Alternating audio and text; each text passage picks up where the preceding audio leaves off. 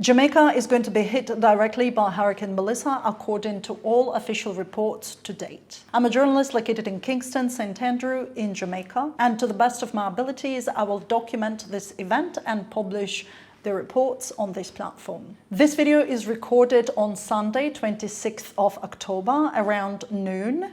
And this is the first key information that you have to look for when you're listening or reading reports posted in any kind of media. Hurricane systems are extremely fast-changing events. By the time this video comes out, some information might already be out of date. And this is relevant for any publication. However, here you can also find a pinned comment under this video if there are any changes to the situation. The second key information is the timeline of the hurricane itself and its path, so that we can know how it is going to affect Jamaica, where exactly in Jamaica, and when each stage is going to happen. But before we get to this, if you're new here, my name is Irina. I'm originally from Ukraine, but I've been a resident in Jamaica for 11 years now. I specialize in investigative journalism and deep research, so reporting on current events is not my typical content. Also, an important disclaimer, I am not a meteorologist, so I'm not here to make any predictions or weather forecasts. Instead, my goal is to report forecasts with references to the official sources like the government and the National Hurricane Center, and provide factual information as to what I can observe because of my location in Jamaica. So the location of Hurricane Melissa at the time of recording this video, the center is currently to the south of Jamaica, just below Kingston, and it should continue moving along the south and then turn towards Jamaica and go straight across the country. Earlier projections about the path were not as accurate, actually. The hurricane moved slightly more to the south than was expected. And it also intensified much faster. It became Category 4 hurricane around 4 a.m. Jamaica time, while the forecast was saying it would happen later in the evening today. But it is now getting back on track, and most meteorologists agree that people in Jamaica will witness hurricane winds sometime around the night from Monday to Tuesday. So not tonight.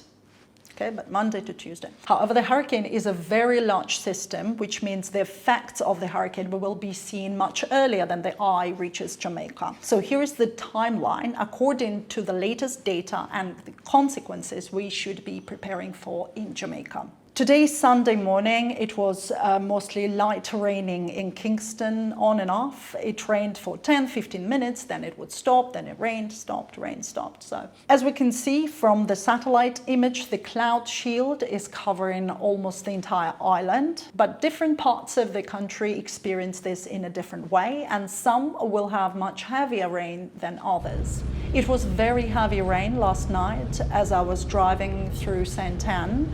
And now in Kingston, it's very calm, no wind, no rain, and it's been like this for a couple of hours. Closer to the evening, it is projected that we might start seeing really heavy rains, flooded areas, and there is a possibility of landslides, at least according to the National Hurricane Center. Even though at this point we should not be expecting any hurricane winds yet, it is still important to remember that the biggest threat of any hurricane in terms of claiming lives is not the wind, it's the water. Flood, storm surge, and landslides. So rain during the hurricane in the area and seawater are the most dangerous things to be aware of.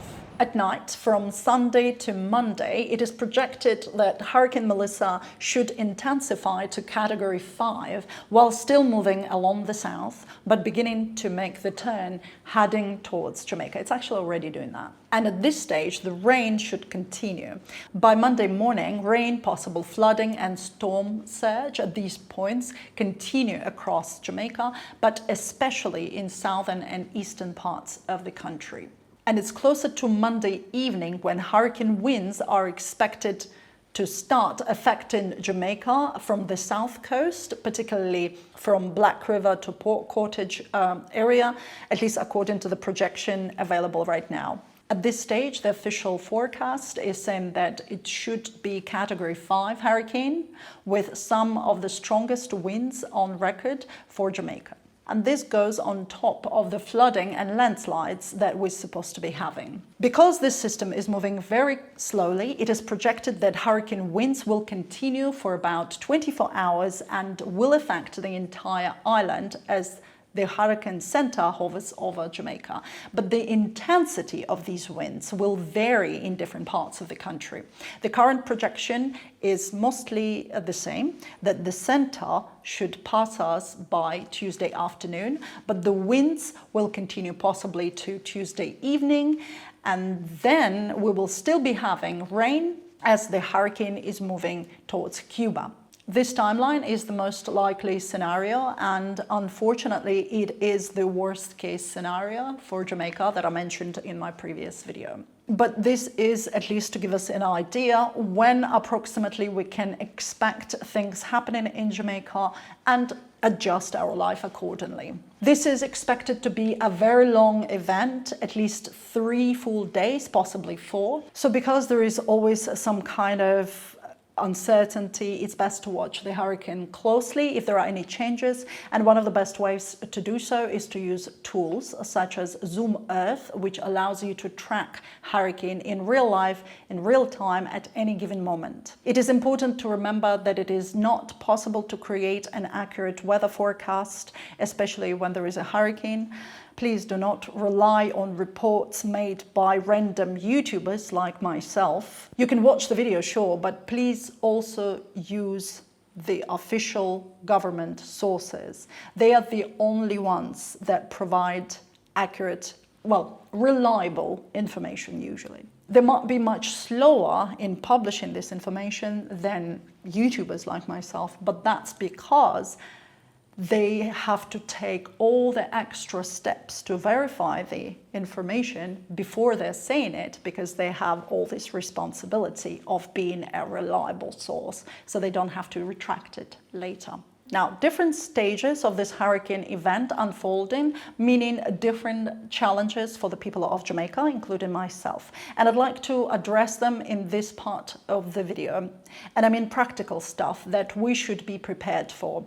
And to begin, it's the water challenges that we're going to face. First, here is the list of all the communities that are prone to flooding and landslides. So if your property is located in one of these communities, it is advised by the government of Jamaica to take extra precaution and maybe seek shelter.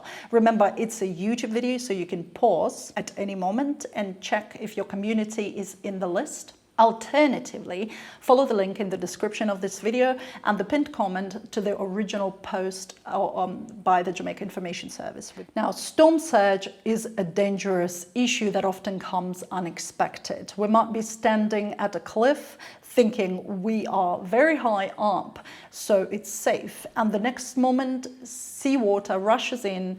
So during the hurricane, it's never safe anywhere by the sea. So we're suggested to act accordingly. Water outages is another challenge which might affect people in any communities.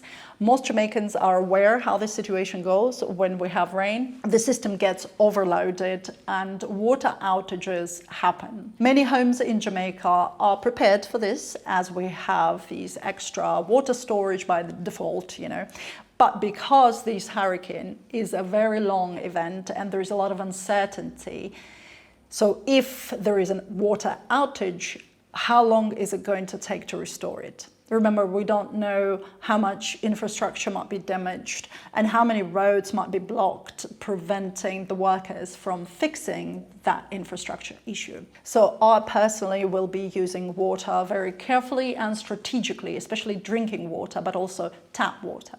The next upcoming challenge for us is wind. Obviously, the government tells us to stay indoors during hurricane winds, and since a really powerful wind is perceived as an immediate danger, most people do so. The real problem is debris during the hurricane and after the wind is gone. Even if it looks relatively safe outside, like the wall is protecting us from wind, remember, a huge piece of debris can fly right at us at any moment if there is a powerful wind. And also trees, especially after the wind is over, we might go out thinking it's all over, and then there is a tree that still is holding on but might collapse at any moment. And this is how one of the lives was lost during Hurricane Beryl last year. So during the wind and after the wind is gone, it is advised to monitor the surrounding very thoroughly. Structural damage is guaranteed if the hurricane proceeds along the routes it's currently on, but it is incorrect to say that all properties will be affected. The assessment we did last year after Hurricane Beryl in South Coast revealed that if we look at two houses relatively close to each other, same material, same type of roof, but one might have tons of structural damage, no roof damage, walls, everything, while the other will be untouched. This was one of the most surprising things I discovered when I was doing a detailed report on Jamaica after Hurricane Beryl. The reason why this happens, though, is because the situation is way more complex than the generalized warning that all structural damage. Depending on the wind direction, on the terrain, whether there are valleys and mountains in the area where you live, if there are some tunnels created by those mountains, if there are any other properties around you, if the property is on the cliff, if there are other trees, and so on, right? All of this will have an effect whether your property gets damaged or not.